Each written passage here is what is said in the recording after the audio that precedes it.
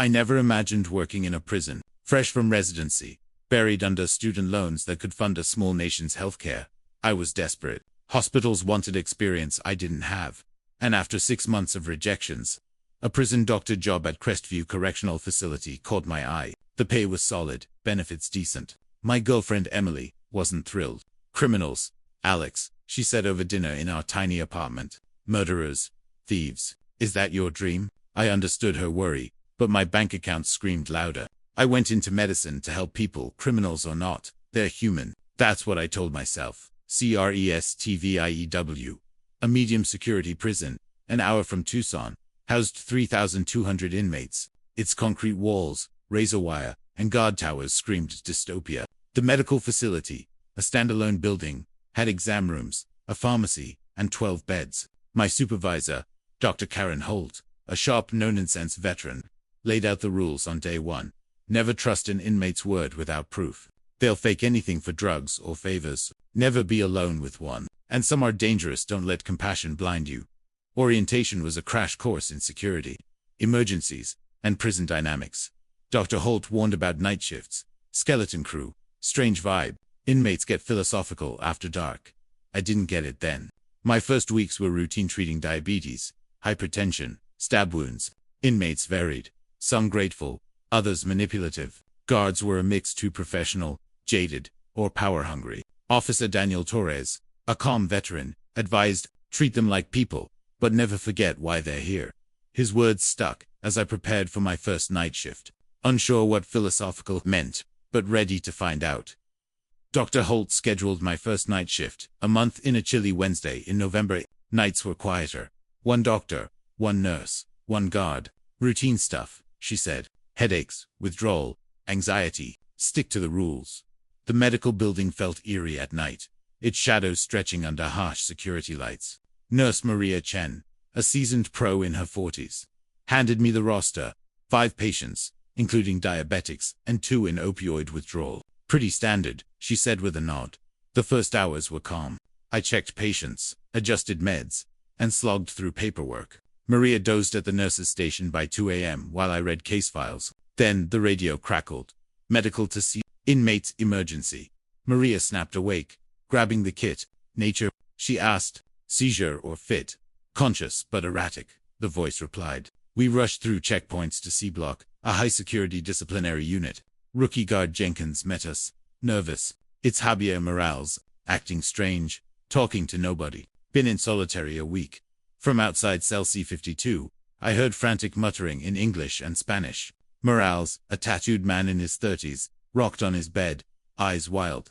Mr. Morales, I'm Dr. Ellis, I called. What's wrong? He stared around the cell. You don't see them. They're everywhere, waiting. I asked what he saw. The kids, he whispered. The ones I killed. My pulse quickened. The guard shifted, ready to intervene. I kept calm, stepping inside, but keeping distance. Have you taken any drugs? I asked. He shook his head. No drugs. This is real. His pupils were dilated. Pulse racing, possible psychosis, or drug reaction. I needed answers, but his words chilled me. Inside cell C-52, Javier Morales pointed to an empty corner. A boy, maybe 10, in a red jacket. He's staring, asking why I did it. His voice trembled. I waved off the guard's suggestion to restrain him. Mr. Morales, what's your full name and today's date? I asked, testing his orientation. Javier Morales, November 8, 2022, he replied correctly. But they don't care about dates. They've been waiting 13 years. My stomach tightened. 13 years since what? I pressed. His face crumpled. Since the crash, since I killed those kids. His file listed robbery and assault. No homicide. Tell me more, I said, keeping my tone steady. He grabbed my wrist briefly, then let go. I was never caught for the real crime, he said. 13 years ago, I was drunk, driving on Route 77. A school van had a flat tire. Kids were on the shoulder. I didn't stop.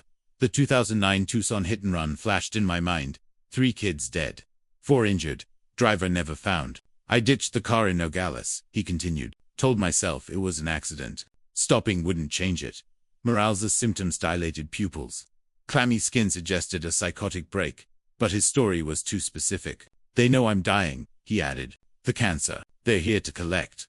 I frowned. Cancer diagnosed. He shook his head. I feel it: stomach pain, weight loss, blood in my stool. I noted 2 order tests. We moved him to medical, where he described 3 children, 2 girls. A boy, their names and clothes, matching the 2009 crash victims. They want me to confess, he said, staring at the wall, or they'll follow me forever.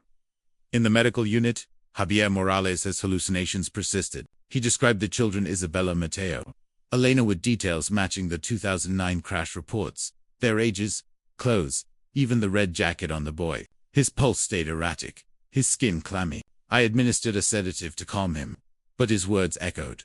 They want me to confess before I die. By 5 a.m., his abdominal pain spiked. I ordered a CT scan, suspecting his cancer claim might hold truth. The results were grim: an advanced pancreatic mass, spreading to his liver, likely terminal. Of how long? Morales asked, his voice flat. Weeks, maybe a month, I said. He nodded. They said it'd be soon. His hallucinations eased as dawn broke. But he insisted. The children lingered, waiting patiently. Before my shift ended, he grabbed my arm. Contact the families, Dr. Ellis. Tell them I'm sorry. Confidentiality rules made it tricky. But he insisted. I know you have to report it. I want you to. I left the prison shaken, sitting in my car as the sun rose. The rational doctor in me saw guilt-driven psychosis, but the crash details were too precise. At home, I researched the 2009 hit. The victims' names, ages, and scene matched Morales' account perfectly. A school van on Route 77, 3 kids dead, a driver who vanished. Morales' confession filled gaps no one else could. His DNA, I later learned, matched evidence from the scene, closing a 13-year-old case. His last words before dying 3 days later were an apology to Isabella. The weight of his guilt, manifesting as visions, haunted me. Medicine was supposed to fix both these, but this felt like something deeper. Javier Morales died 3 days after his confession from massive internal bleeding. His final words and apology to Isabella lingered in my mind. I reported his story to Tucson police. Detective Laura Gomez, who'd worked the 2009 case, was skeptical, but dug deeper after I shared his eerily accurate details. DNA from Morales' file matched trace evidence from the crash scene, closing a case that had haunted Tucson for 13 years. At his sparse funeral, I wondered about the families he'd wronged. Weeks later, a letter arrived from Isabella Ruiz's mother. "Thank you for helping him confess," she wrote. "Knowing he felt remorse helps, even if it doesn't bring her back." The words hit hard. I'd entered medicine to heal bodies, but this was about easing souls. Morales' case reshaped me, showing that guilt could manifest as physical torment, blurring the line between mind and body. Back at Crestview, I returned to routine treating injuries, managing chronic conditions, but Morales' story stuck.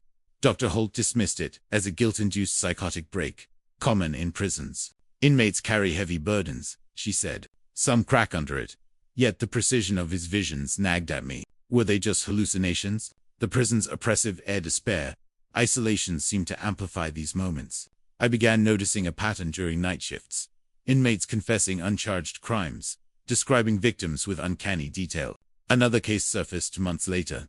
Ethan Brooks, tormented by visions of a partner he'd ruined through fraud. Like Morales, he was racked with guilt. His descriptions vivid and specific. I questioned if Crestview's walls held something more than concrete and razor wire. Was it psychological, or was there a deeper force at play? I wasn't sure, but I kept listening. Over the next months at Crestview, I couldn't shake Morales' case. Night shifts became a strange ritual: quiet hours, broken by urgent calls, often involving inmates in distress, confessing uncharged crimes. Nathan Brooks, a wiry man in his 40s, serving time for fraud, was next. During a 3 a.m. call, he sat in his cell, pale and trembling, claiming his former business partner, ruined by his schemes, appeared nightly. "She's here," he whispered, pointing to an empty bunk, wearing the blue scarf she always wore. His file mentioned no violence, but he confessed to forging documents that left her bankrupt, leading to her suicide. Brooks's details were chillingly precise: her name, the scarf, the exact date of her death. Like Morales, his symptoms mimicked psychosis, but medical tests showed nothing. No drugs, no neurological issues. I prescribed anti-anxiety meds, but his visions persisted until he wrote a letter to the woman's family, begging forgiveness. Only then did he sleep soundly. Dr. Holt brushed it off. "Guilt's a powerful drug," she said. "Prison amplifies it, especially at night." But the pattern grew. 3 more inmates over 6 months.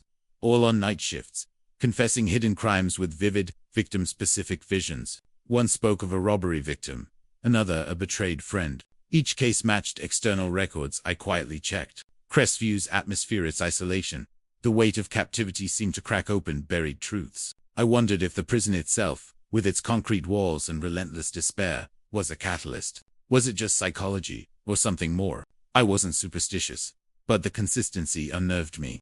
Medicine taught me to trust evidence. Yet these cases felt like they were pushing beyond science's reach. The confessions kept coming, always at night. Each case followed the same script. An inmate, gripped by guilt, seeing victims of uncharged crimes in vivid detail. A burglar described a homeowner he'd attacked, down to the man's striped tie. Another spoke of a carjacking victim, recalling her earrings. I cross-checked their stories when I could. Details matched police reports or news archives. Dr. Holt insisted it was psychological. Confinement breeds obsession. Guilt festers, but the specificity felt too sharp for mere hallucinations. I started documenting these cases, keeping a private log. 5 inmates in 8 months, all confessing during night shifts in C block or solitary. Their symptoms: racing pulses, dilated pupils mimicked panic or psychosis, but tests showed no drugs or medical causes. After confessing, most found relief, their visions fading. I shared my notes with Officer Torres, the veteran guard. "Prison's a pressure cooker," he said. "Some guys can't handle the weight of what they've done. Nights when it spills out." I dug into research on guilt and hallucinations. Studies suggested extreme stress could trigger vivid mental imagery, especially in isolated settings like prisons. Crestview's stark environment, its gray walls, constant surveillance, and silence at night, fit the profile. Yet I couldn't shake the feeling that something else was at play. The inmates' descriptions were too precise, their confessions too aligned with real events. I even wondered if the prison's history held clues. Crestview, built on old ranchland, had no recorded tragedies, but its oppressive vibe was undeniable. I wasn't ready to believe in ghosts, but I couldn't dismiss the pattern. Medicine demanded rational answers, yet these night shift confessions felt like they were pulling me towards something unexplainable. 2 years at Crestview taught me medicine's limits. I treated countless inmates' broken bones, infections, overdoses, but the night shift confessions challenged my understanding. Each case chipped away at my certainty. I'd entered medicine to fix bodies, but these inmates needed something else. A chance to face their pasts. Their vivid visions, victims appearing with exact details, weren't just medical anomalies. They were cries for redemption, amplified by Crestview's crushing isolation. I discussed it with Maria, the night shift nurse. "It's the place," she said one quiet night. "Guilt festers here, especially after dark. You feel it too, don't you?" I did. The medical building's eerie silence, broken only by footsteps or distant shouts, carried a weight. I wasn't superstitious, but the pattern: 7 inmates by my 2nd year, all confessing uncharged crimes with precise details, defied easy explanation. I checked records when possible. Every story held up. One case stood out. An inmate named Carlos, serving time for theft, confessed to an arson that left a family homeless.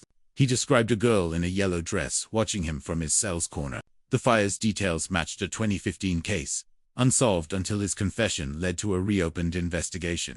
Like Morales, he found peace after writing to the family. Dr. Holt remained skeptical. "You're seeing patterns because you're looking for them," she warned. "Don't lose your objectivity."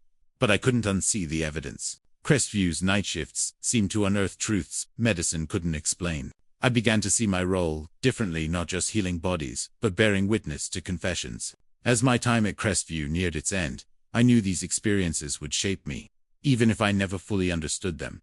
After 2 years, I left Crestview for a civilian hospital job. The decision wasn't easy. Prison medicine had changed me. I'd learned to navigate its harsh world, balancing compassion with caution. But the night shift confessions, those haunting moments of guilt and truth, lingered most. 9 inmates, all told, shared vivid visions of victims from uncharged crimes. Each case checked out names, dates, details, matching old reports. I couldn't explain it, but I couldn't deny it either. My last night shift was quiet, no emergencies. As I walked through Crestview's medical building one final time, the silence felt heavier. Maria, finishing her own shift, gave me a knowing look. "You'll miss this place." In a weird way, she said. She was right. Crestview taught me medicine wasn't just about bodies, it was about souls. Guilt, and the human need for redemption. I'd seen men at their lowest, confessing truths that set them free, even if only in their final moments. I shared my log with Officer Torres before leaving. "Keep listening," he advised. "Some stories need a witness." I nodded, unsure if I'd ever share these cases publicly. They felt too raw, too strange. Dr. Holt, still skeptical, wished me luck. "You did good here," she said. "Just don't let the weird stuff follow you." At the hospital, I treated patients with cleaner histories, but Crestview's lessons stuck. I listened more deeply, knowing guilt could manifest in ways medicine didn't fully grasp. The confessions Morales, Brooks, Carlos, became part of me. Were they hallucinations or something more? I leaned toward psychology, but left room for mystery. Crestview's walls held stories no textbook could capture, and I'd been their reluctant keeper. Crestview reshaped my view of medicine. I'd entered to heal bodies, but the prison taught me about bearing witness to human truths. Javier Morales' confession has vivid visions of the children he killed in a 2009 hit-and-run set. The tone. 9 others followed, each confessing uncharged crimes during night shifts. Their descriptions of victims eerily accurate. Isabella Ruiz, Mateo Vargas, Elena Soto, and others became real through their stories. Guilt, I learned, could manifest as physical pain, blurring the line between mind and soul. At the civilian hospital, I carried Crestview's lessons. Patients weren't inmates, but many bore their own burdens, regrets, unspoken truths. I listened closer, asked deeper questions, knowing some ailments stemmed from hearts, not body.